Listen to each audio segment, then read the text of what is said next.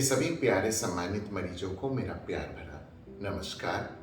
मैं doctor S K. Sharma, अस्थि रोग विशेषज्ञ। मित्रों, आज मैं आपके सम्मुख एक सबसे इम्पॉर्टेंट फ्रैक्चर के बारे में डिस्कस करूंगा। इस फ्रैक्चर का जो नाम होता है वो होता है इंटरट्रोकेंट्रिक फ्रैक्चर, मतलब कूल्हे की हड्डी का टूट जाना। मित्रों, इस तरीके का फ्रैक्चर अक्सर करके बुजुर्ग व्यक्तियों में देखा जाता है और 90% ये मानकर चलिए इसका मुख्य कारण ऑस्टियोपोरोसिस एक बार पुनः होता है। इस फ्रैक्चर में दिक्कतें क्या आती हैं या उनका मैनेजमेंट क्या होता है, कितनी प्रकार से हम इनका ऑपरेशन कर सकते हैं, समस्त अस्थि रोग विशेषज्ञ के सर्जनों को बेहतर तरीके से बताया जाता है और इसका मैनेजमेंट कई बार उम्र, उनकी अवस्था, उनके साथ जुड़े हुए कॉम्प्लिकेशन के साथ निर्भर करता है। चूंकि मित्रों यह उम्र दराज लोगों में होता है और इसीलिए ये फ्रैक्चर थोड़ा खतरनाक माना जाता है। मित्रों, अगर मैं थोड़ा सा पीछे जाऊं आज से 20-25 साल पहले, तो मित्रों आप ये जानते हैं कि यदि किसी बुजुर्ग आदमी का कूल्हा टूट जाता है तो ये मानकर चलिए वो उनके अंत समय का कारण होता था। किंतु आज मेडिकल साइंस आगे बढ़ गई है और हम लोग ऑपरेट कर देते हैं और थोड़ा फायदा ये है कि ये मिनिमम इन्वेसिव सर्जरी होती है, मतलब कि आपकी होल सर्जरी दूरबीन विधि से सरिया पिरो दी जाती है। इस प्रकार से हम लोगों का खतरा जो ऐसे मरीजों के लिए होता है वो थोड़ा पहले के मुकाबले अब कम हो गया है। किंतु फिर भी यह फ्रैक्चर चूंकि उम्र दराज लोगों में है और खासकर कई बार ये उम्र 70, 80, कई बार 90 साल के लोग होते हैं। आज तक का जहाँ तक मुझे याद है, एक हमारी बहन थी नबीहन, जिनकी उम्र 95 साल की थी। उनका ऑपरेशन हुआ था, ईश्वरी दया रही, वो बाद में जीवित रहीं और तकरीबन 10 साल रहीं और 105 साल की अवस्था में उनकी मृत्यु हुई। तो मित्रों, ये इस तरीके के फ्रैक्चर के साथ रिस्क सदैव रहता है और सभी अस्थि रोग विशेषज्ञ कई बार इस चीज के लिए आपको पहले से भली भांति बता देते हैं। कारण ये है कि इस उम्र में आकर के मरीज का दिल, मरीज का ब्लड, हीमोग्राम जिसे कहते हैं आप, ये सारी क्षमता बहुत कम हो जाती है। लंग के कंप्लायंसेस, मतलब आप फेफड़े में, अब मित्रों आप जानते ही हैं कि ऑक्सीजन सैचुरेशन कौन सी चीज होती है और जब ओल्ड एज हो जाती है तो कई बार फेफड़ा भी उतना बेहतर काम नहीं करता है। इसलिए अगर ऑक्सीजन सैचुरेशन ऐसे आदमियों का देखिए तो 92, 93, 95, 96 ऐसे चलता है। तो मित्रों, मैं अब आता हूं ये इस बात पर कि हमको इनके साथ करना क्या होता है इस प्रकार के फ्रैक्चर के साथ। अच्छा मित्रों, हम इसे भी नकार नहीं सकते हैं, चूंकि आजकल फास्ट ड्राइविंग का समय आ गया है और मोटर बाइक इस तरीके की चीज़ें हैं, गाड़ियों के एक्सीडेंट होते हैं, तो यंग एडल्ट में भी ये बड़ा कॉमन सा फ्रैक्चर अब देखा जाने लगा है। इसे इंटरट्रोकेंट्रिक के बारे में मैं डिस्कस कर रहा हूँ। मित्रों देखिए, चूंकि मैंने पहले ही कहा इसका मैनेजमेंट डिफरेंट टाइप का होता है। कई अस्थि रोग विशेषज्ञ अलग अलग तरीके की विधा को अपनाते हैं अपने मरीज के बेहतरी के लिए। किंतु मित्रों, मैं आपसे और अपने अस्थि रोग विशेषज्ञ से भी ये आग्रह कहता हूं कि पहले तो ये समझें कि एक फ्रैक्चर के लिए जरूरी नहीं है सारे तरीके के इम्प्लांट फिट हों। कारण हर इम्प्लांट का एक अपना लिमिटेशंस है कि वो आप कहाँ यूज करेंगे, कहाँ नहीं। मान लीजिए एक 70 वर्षीय महिला के लिए इस तरीके का ऑपरेशन होता है और मैं करने के लिए जाता हूँ तो मैं कुछ विधियां अपने साथ अलग भी रखता हूँ। जैसे टेंडर नेलिंग एक चीज होती है जिसमें फ्लेक्सिबल नेल होती है और एंडर नेलिंग होती है। इसी के साथ हम लोग कई बार CCH स्क्रू भी कर देते हैं। एक DHS नाम की प्लेट होती है और स्क्रू से फिक्स होता है। फिर इसके बाद मित्रों एक PFN नेल आती है, कई बार रिकॉन नेल भी डाली जाती है अगर इंटरट्रोकेंट्रिक के साथ थोड़ा सा मिड सैफ्ट का भी फ्रैक्चर हो जाए बुजुर्ग आदमी में। इतनी सारी विधाएं प्रिपेयर रहती हैं साथ में। जो सबसे बेहतर आपके साथ होता है वो हम लोग आपके लिए करते हैं। इसमें देखिए कई बार निर्भर करता है, सिर्फ हड्डी रोग के सर्जन पर ही नहीं निर्भर करता है। कारण ये होता है क्योंकि अगर बेहोशक के डॉक्टर बेहोश करते हैं तो वो हमको एक समय बताते हैं कि डॉक्टर साहब हम आपको इतने मिनट का समय दे सकते हैं, सेफली पेशेंट को इतने मिनटों में आप ऑपरेट कर दीजिए। जब उम्र 70 साल, 80 साल या 90 साल आती है तो मित्रों मैं आपको बताऊं, 10 मिनट से ज़्यादा की सर्जरी या 15 मिनट से ज़्यादा एक बुजुर्ग आदमी के सहने के लिए बहुत प्रॉब्लमेटिक होती है।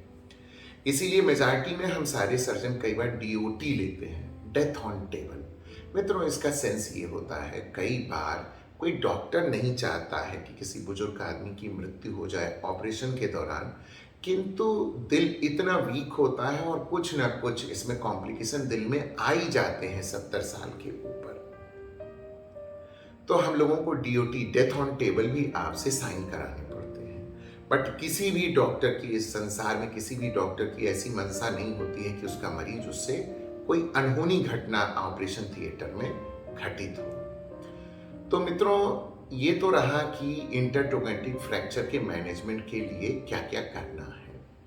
अब मित्रों समझें, अगर एक केस डिस्कस करना आपसे शुरू करूं तो जैसे घर में महिलाएं हैं, और खासकर देखिए एक बार पुनः इस तरीके की विक्टिम महिलाएं ज़्यादा होती हैं। पुरुष भी होते हैं, ऐसा नहीं है, बट अगर महिलाओं की श्रेणी देखी जाए तो ज़्यादा होती है, क्योंकि हमारी बहन जो लोग होती हैं वो बच्चे पैदा करती हैं, फिर उन्हें दूध पिलाती हैं और आगे चलकर थोड़ा सा सही मैं आपको मायने में कहूँ तो भारतीय समाज में महिलाओं के खान पान की तरफ थोड़ा सा ध्यान कम ही दिया जाता है।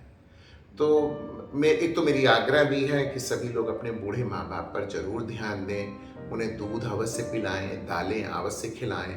और मैं फिर पुनः हाथ जोड़कर विनती करूंगा, आप सभी अपने घर में लोहे की कढ़ाई जरूर रखेंगे ताकि आयरन डेफिशिएंसी एनीमिया ना होने पाए। क्योंकि मैं मेजॉरिटी में जब बुजुर्ग आदमियों का ऑपरेशन करता हूँ तो आपको बड़ा अचंभा होगा, 8 हीमोग्लोबिन से ऊपर किसी का हीमोग्राम होता ही नहीं है। ये भी बड़ी दिक्कत, और ये कॉम्प्लिकेशन इससे बढ़ने लगते हैं। क्योंकि ऑपरेशन ही कर देना बहुत बड़ी बात नहीं होती है मित्रों, उसके बाद आखिरकार उस फ्रैक्चर को जुड़ना भी तो है। जुड़ने के लिए भी हम लोग उतना ही प्रयास करेंगे तो डाइट इंप्रूव होना बहुत मायने रखता है। तो मित्रों अगर हम इस चीज़ को डिस्कस करने से पहले आपको मैं ये बताना चाहूँगा कि चूंकि बुजुर्ग आदमियों में ही कॉमन इस तरीके का फ्रैक्चर है, और जब हम लोग इन्हें ऑपरेट करने चलते हैं तो एक तो सबसे प्रॉपर जांचें हो गई।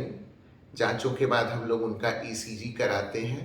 अगर उनका हीमोग्राम बहुत कम है या कॉम्प्लिकेशन ज़्यादा है, मान लीजिए जैसे कोई व्यक्ति आते हैं उनकी सांस फूल रही है या पहले से उन्हें सांस की दिक्कतें हैं, तो हो सकता है ये सर्जरी कुछ दिन के लिए टाल दी जाए, जैसे 10 दिन 15 दिन। मगर मेरा अपना मानना, क्या मेडिकल फील्ड का मानना है कि जितनी देरी होती है रिस्क का कवरेज बहुत बढ़ने लगता है। तो आप ये समझें, जितने जल्दी हम लोगों का ये मानना होता है कि ऑपरेट कर दें और फ्रैक्चर को फिक्स कर दें तो पेन भी कम होता है और पेशेंट को आराम भी मिलता है। तो मैं जिस विधि को अपनाता हूँ अपने बुजुर्ग भाई बहनों में, वो एंडर नेलिंग होती है। मित्रों इसमें मैं तकरीबन 2 या 3 एंडर नेल डालता हूँ और फिर मैं 7.5 mm के एक स्क्रू से इसको बगल से इन्हांस करने के लिए, स्टेबिलिटी को इन्हांस मतलब आप इसे मजबूती देने के लिए 2 स्क्रू, 1 स्क्रू या जैसा फ्रैक्चर होता है मैं उसे टाइट कर देता हूँ। तो ये इस प्रकार का मैनेजमेंट होता है। और मित्रों चूंकि ये सब अंडर गाइडेड सीआरएम होता है तो इसमें कोई बहुत बड़ा चीरा या ऐसी चीज नहीं लगती है। फिर वही की होल सर्जरी है, जितना एक ताले में चाबी लगती है उतना एक घुटने के इर्द गिर्द और एक थोड़ा सा जो हम लोग स्क्रू ऊपर डालते हैं उसमें हम लोग चीरे को लगाते हैं। अब मित्रों देखिए, मैं इन सब चीज़ों को जब भी कर देता हूँ फॉलोअप में 10वें दिन मैं बुलाता हूँ कि आप 10वें दिन आए। अच्छा, जब भी इस प्रकार का फ्रैक्चर होता है तो आप ये समझें इसे कैसे आप जान लेंगे कि ये फ्रैक्चर हो ही गया है। देखिए सबसे बड़ी चीज़ तो ये होती है कि बुजुर्ग आदमी पहली चीज़ जहाँ गिरा वहीं बेचारा बैठा रह जाता है या लेट जाता है, वो उठ नहीं पाता। उसके बाद दो आदमी ही उसे पकड़कर बेड पर लिटाएंगे। दूसरी चीज, ऑल ऑफ सडन या घंटे 2 घंटे बाद यहाँ जंघे के ऊपरी भाग में सूजन होने लगती है और बेतहासा दर्द होने लगता है। अगर आप बहुत गौर से देखेंगे तो पैर छोटा हो जाता है 1 इंच और पैर थोड़ा बाहर की तरफ लटक जाता है। तो आप ये समझ जाएं कि ये इंटरट्रोकैंटिक फ्रैक्चर है। इसमें फ्रैक्चर को बहुत हिलाना डुलाना नहीं है, मालिश मलहम या ऐसी कोई चीज़ नहीं करनी है। आप इतना कर सकते हैं कि जितना जल्दी हो सके डॉक्टर के पास, अस्थि रोग डॉक्टर के पास आपको पहुंचना है। अब मित्रों, जब पेशेंट हमारे पास आते हैं, जांचें होती हैं और फिर इन्हें ऑपरेट किया जाता है। ऑपरेशन में मैं बुजुर्ग व्यक्तियों के लिए मानता हूं जितने जल्दी आप ध्यान रखें, जितने जल्दी वो अपने पुराने परिवेश में चले जाएं उनके लिए बहुत बेहतर होता है। मतलब अस्पताल के एनवायरनमेंट से निकालकर वो बिस्तर जिस पर वो सोते थे, अगर वहां उन्हें लिटा दिया जाए तो ये मान कर रखिए उन्हें बड़ा सुकून मिलता है। और जैसे तकरीबन मान लीजिए, फिलहाल मैं अपना बता रहा हूँ भाई, मैं सुबह 4 बजे से ओटी अगर करना शुरू करता हूँ तो 2 बजे तक मैं मेजॉरिटी में सभी को छुट्टी दे देता हूँ और 10वें दिन मैं फिर पुनः बुलाता हूँ। 10वें दिन मेजॉरिटी में लोगों की पट्टियाँ ढीली हो जाती हैं या पट्टियाँ बिल्कुल ऐसा लगता है जैसे खुल जाएंगी।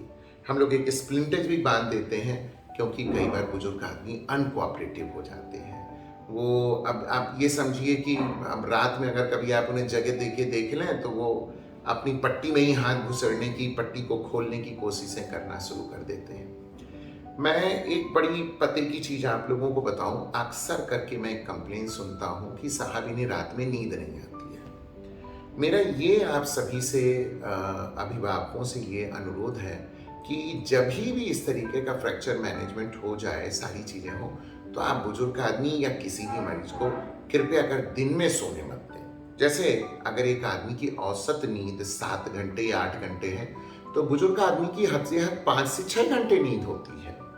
और अगर वो पूरा समय 24 घंटे में वो कभी सुबह सो लेंगे 1 घंटे, फिर 12 बजे सो लेंगे, फिर दोपहर में झपकी ले लेंगे, शाम को ले लेंगे, फिर 9 बजे खाना खा के, तो फिर ये मित्रों ये मानकर चलिए वो रात में आपको परेशान करेंगे।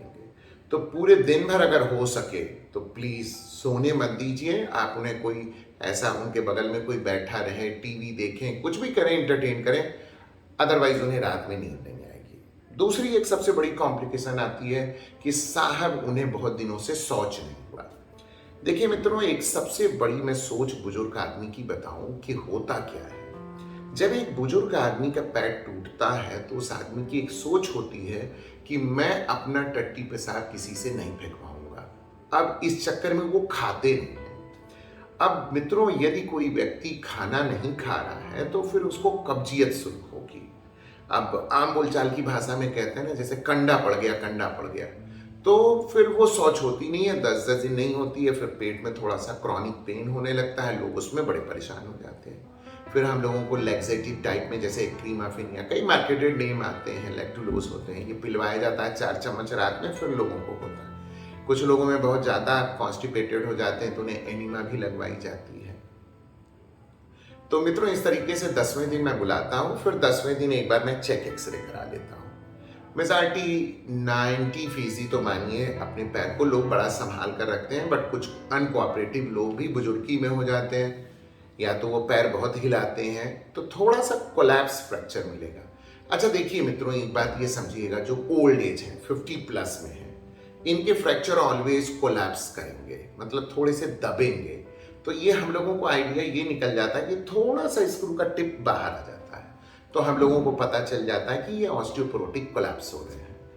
तो ये मित्रों संभावित तौर पर सब में होता है, बट जिनकी उम्र 40 से नीचे है उनमें ऐसा नहीं होता। उनकी जिस तरीके से आप फिक्स कर दीजिए, आपको 10 दिन, महीने भर बाद बिल्कुल वैसे मिलेंगे।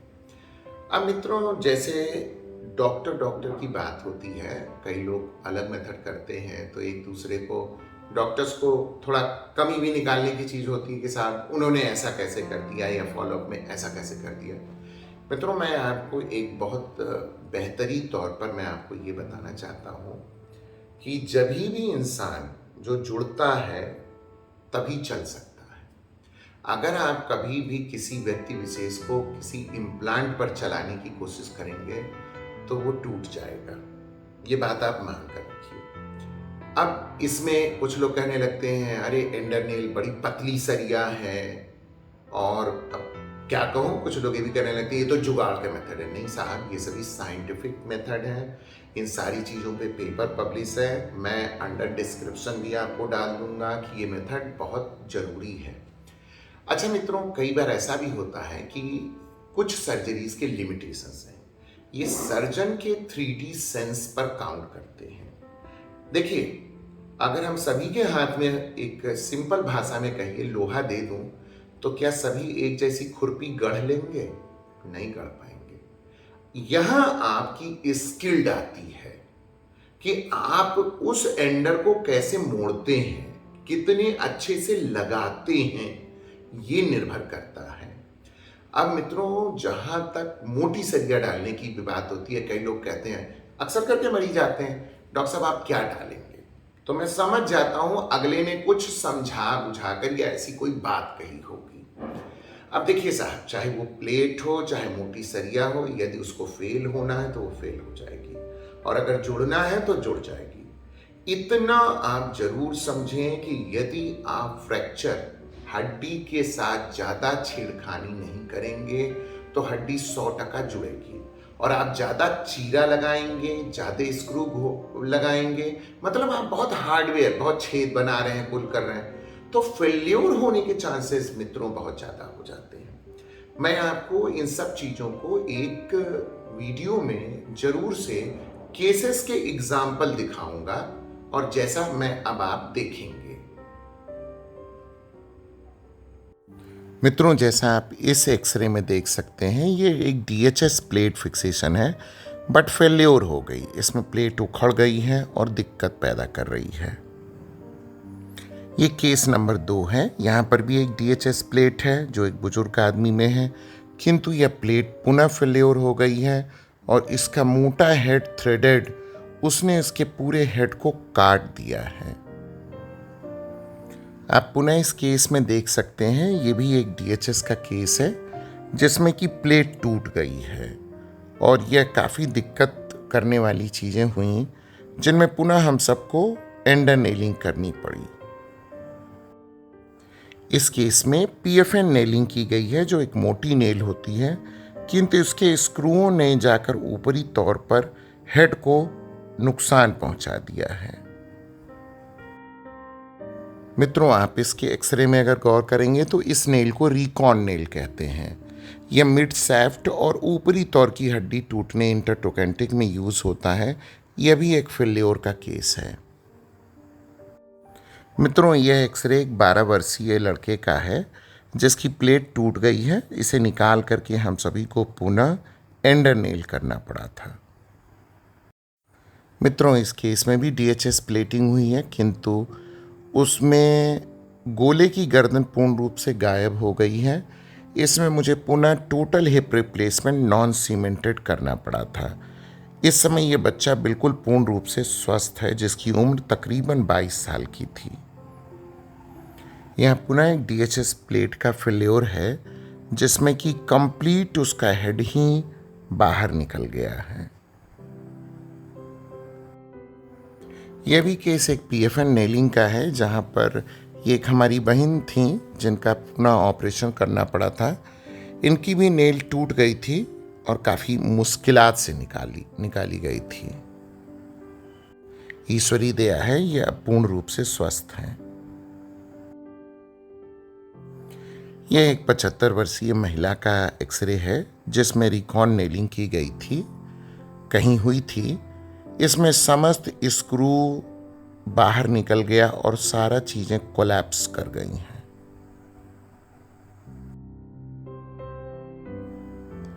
यह भी एक केस PFN नेलिंग का है, जहां हड्डी जब नहीं जुड़ी तो इम्प्लांट फेल्योर हो गया और सरिया टूट गई। हाँ, अब मित्रों, जैसा मैं आपको बता चुका, आपको एक एग्जांपल दे चुका कि इस तरीके से फेल्योर होता है। अब मैं आपको एंडर का भी मेथड बताऊंगा कि एंडर नेलिंग से क्या हमको फायदे होते हैं। सबसे बड़ी चीज़ है, ये एक की होल सर्जरी है और इसे करने में हमारे मरीज को बहुत कम दाम देना पड़ता है। मतलब एक तरीके से मानिए, मैं इसे एक टर्मिनोलॉजी देता हूँ, ये मेरी उत्पत्ति मानिए, मैं इसे बहुत अच्छे से हैप्पी फिक्सेशन मानता हूँ। हैप्पी फिक्सेशन आपकी भी साइड से है और मेरी भी साइड से है। मेरी साइड से ये कि मेरा हार्डवेयर कम लगता है, मुझे समय कम लगता है और मैं एक बेहतर रिजल्ट देता हूँ। आपकी तरफ से हैप्पी क्या होता है? आपका पैसा कम लगता है। देखिए, इंटरट्रोकेंटी के इस फ्रैक्चर में तकरीबन मानकर चलिए, कई बार लोग 50-60 हज़ार भी मांगते हैं, कुछ लोग 30-35 हज़ार भी मांगते हैं, कुछ लोग 20 से 25 हज़ार भी मांगते हैं। हमने अपने सारे गरीब मरीजों के लिए और सभी लोगों के लिए एक समानता का अधिकार मानते हुए मैं सिर्फ 12,800 रुपए में इस कार्य को कर देता हूँ। ये बहुत आसान सा मेथड है, इसमें बहुत कम हार्डवेयर लगता है और आप ये मान के चलें 99% आदमी को दिक्कत नहीं होती है, बशर्ते आदमी बहुत कोलैप्स कर जाए या कई बार बहुत सेकेंडरी इन्फेक्शन, जैसे साहब आप ये मान के चलिए कि हड्डी के गलने की कोई बीमारी हो रही हो। कई बार मैंने बुजुर्ग आदमियों में देखा है, जैसे एंडर फिक्स कर दिया, बट वो टूटा पैथोलॉजिकल के कारण होता है, तो फिक्सेशन तो कर दिया जाता है, बट कैंसर जैसी चीजें जब बढ़ने लगती हैं तो फिर हमारा फिक्सेशन क्या, कोई भी चीज सब फेल्योर हो जाती है। तो मित्रों, इस तरीके से यह सर्जरी बेहद सस्ती, आसान और एक बुजुर्ग और जवान आदमियों के लिए बहुत सटीकता में होती है। मित्रों, जैसा आप इसमें देख सकते हैं, मैं सर्वप्रथम लोगों में एंडर नेल को मोड़ करके सबसे पहले फ्रैक्चर को रिड्यूस कर लेता हूँ। उसके बाद मैं एक CCH स्क्रू डालता हूँ और CCH स्क्रू यदि एक के बाद फिक्सेशन है तो बहुत अच्छा, अन्यथा हो सकता है मैं एक बार फिर पुनः दूसरा भी CCH स्क्रू डाल देता हूँ, जिससे ये फ्रैक्चर बहुत सुंदर फिक्स हो जाता है। और फिर तकरीबन 1.5 महीने बाद जब आप पूर्ण रूप से जुड़ जाते हैं तो आपको चलाना बेहद आसान हो जाता है वॉकर के सहारे।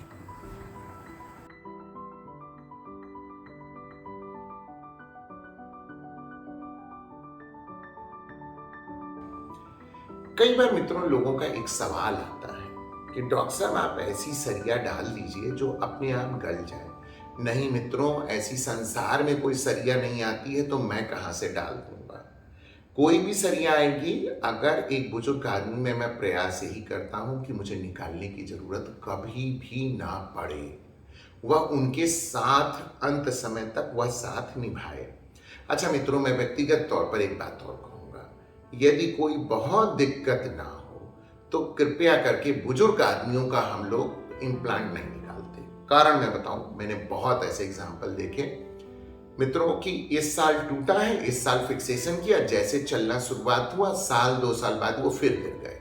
अच्छा, फिर टूटा, और जब टूटा तो अंदर की नेल उसको बचा ले जाती है। तो मित्रों, ये बड़ा फायदा होता है जब तक कि कोई बहुत दिक्कत ना होने लगे। अच्छा, इसमें दिक्कतें क्या आती हैं? जैसे कोई मान लीजिए हड्डी जुड़ने शुरू हुई और वो बहुत कोलैप्स करके जुड़ी, तो उन्हें बगल की साइड में थोड़ा पेन होने लगता है। पेन इसलिए होता है क्योंकि वो स्क्रू बाहर आने लगते हैं, तो हम लोगों को स्क्रू निकालना पड़ता है या इम्प्लांट हम लोग निकाल देते हैं। तो मित्रों, इस तरीके के फ्रैक्चर का हम लोग मैनेजमेंट करते हैं। बट मित्रों, मुझे एक अफसोस के भी साथ ये कहना पड़ता है, मान लीजिए कोई नहीं जुड़ता है या कोई ऐसी चीज होती है, तो आप इसके लिए कभी भी किसी दूसरे डॉक्टर या हमको भी ब्लेम ना करें। देखें, इसके साथ एक प्रॉब्लम है, किसी भी फ्रैक्चर का यूनियन डॉक्टर के हाथ में नहीं होता। ये फ्रैक्चर यूनियन मरीज के खुद शरीर की जुड़ने की क्षमता पर निर्भर करता है। तो इसके लिए आपको बेहतर खाना खाना होगा, आपको प्रॉपर डाइटिंग ध्यान रखनी होगी, और अगर बुजुर्ग आदमी है तो साहब उन्हें बहुत केयर करना होगा। तो इन बातों का भी आपको बड़ा ध्यान रखना होता है। अब जहां तक 1.5 महीने बाद चलने का नंबर आता है, तो मित्रों देखिए, मैं आपको बड़ी ईमानदारी से कह रहा हूं, अगर 70 साल का आदमी एक बार गिर जाता है, 90 साल 80 साल का आदमी एक बार गिर गया, तो प्लीज उन्हें वॉकिंग एड हमेशा दीजिए। मतलब चलने के लिए एक वॉकर दीजिए, स्टिक दीजिए। कभी ये मत कहिए, कभी मत ये कहिए मेरे माता पिताजी का ये डॉक्टर साहब छड़ी कब छूटेगी, वॉकर कब छूटेगी। मित्रों, विचार करें, जब उनके दोनों पैर सही थे तब तो वो गिरकर तोड़ लिए, और बुजुर्ग में हड्डियां और कमजोर होंगी दिन पे दिन। तो आप ये न सोचें कि उनके वॉकिंग एड्स, आपने दुख एक बार झेला है, ईश्वर ना करे कि दोबारा झेलना पड़े। मगर मैं एक डेटा आपको बता रहा हूं, बुजुर्ग आदमियों का अगले 2 साल के अंदर पुनः फ्रैक्चर हो जाता है। अच्छा, ये होता क्यों है? जब 1 साल बीतता है फिर कॉन्फिडेंस आ जाता है, किसी की स्टिक छूट गई, किसी का वॉकर टूट गया, तो लोग फिर खरीद के नहीं लाते हैं। अच्छा, कुछ सजग भी हैं, मैं ऐसा नहीं कहता हूं कि लोग नहीं करते हैं, लाते हैं, देते हैं, या पता चला 1-2 दिन की देरी हो गई, फिर गए, कुछ हुआ, गिर गए, फिर लीजिए फ्रैक्चर हो गया। तो मित्रों, ये ध्यान रखें कि बुजुर्ग आदमी का सीमित दायरा रखिए। मैंने बहुत लोगों को देखा है कि, अच्छा मित्रों, मैं एक व्यक्तिगत तौर पे आप सभी से हाथ जोड़कर विनती करूंगा कि कभी भी बहुत बुजुर्गी में आप अपने माता या पिता को, साहब देखिए, हिंदू 4 धाम पर भेजने से थोड़ा बचें, और मोहम्मडन्स थोड़ा सा साहब हज करने से बचें।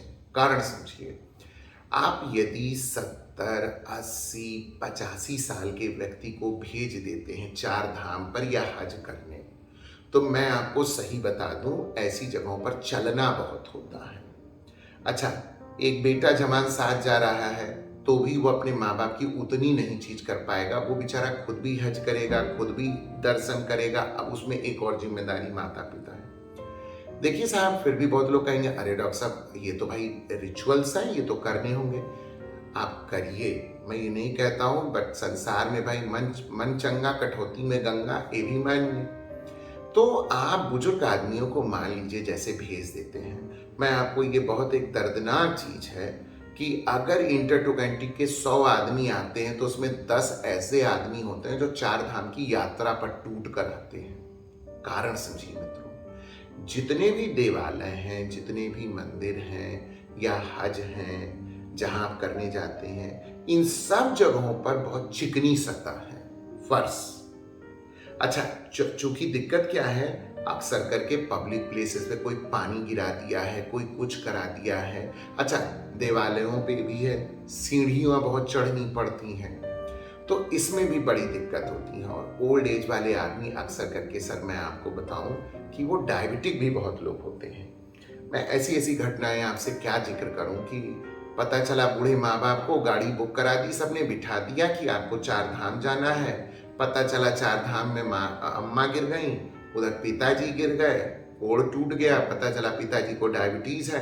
अच्छा, बस वाला भी क्या करे, बस वाले को भी सबका दर्शन कराना है, क्योंकि उसमें कम उम्र वाले होते हैं, वो कहते हैं और चलो और चलो। अब पता चला कि अभी बेचारे लोग खाना बना नहीं पा रहे हैं, खाना खा नहीं पा रहे हैं, हाथ धो नहीं पा रहे हैं, उसी के पहले बस वाला कहता नहीं नहीं चलिए चलिए चलिए।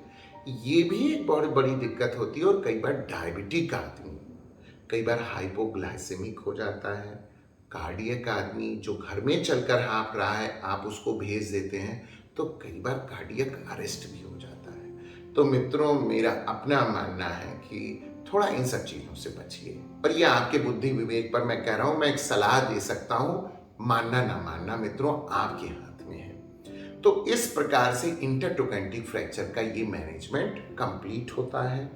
और मैं इस सेगमेंट को इसलिए बनाया हूं कि मित्रों, एक बार पुनः कह रहा हूं, क्या इम्प्लांट किस मरीज में कैसा उपयोग करना है, ये सर्जन के ऊपर छोड़िए। आप उसमें कोई गाइड नहीं करेंगे कि आप प्लेट डाल दीजिए, आप मोटी रॉड डाल दीजिए। मैंने जैसे विगत आपको कहा है, डिपेंड करता है कि आप जुड़े हैं कि नहीं जुड़े हैं। क्योंकि कितना भी मोटा आप इम्प्लांट डाल दीजिए, कितनी भी मोटी प्लेट डाल दीजिए, सबका फेल्योर मैं आपको पहले दिखा चुका हूं। बस जितना कमतर आप छेदिएगा, जितना हड्डी के साथ आप फ्रेंडली रहिएगा, मीन्स हैप्पी फिक्सेशन करिएगा, तभी हड्डी जुड़ेगी। मित्रों, नमस्ते।